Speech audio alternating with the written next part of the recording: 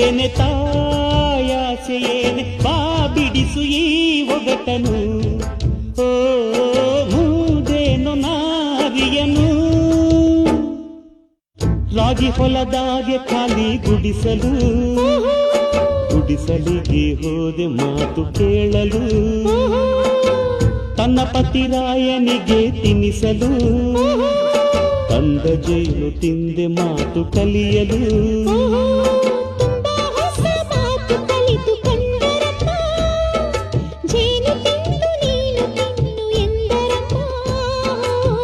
ರಾಗಿ ಹೊಲದಾಗೆ ಖಾಲಿ ಗುಡಿಸಲು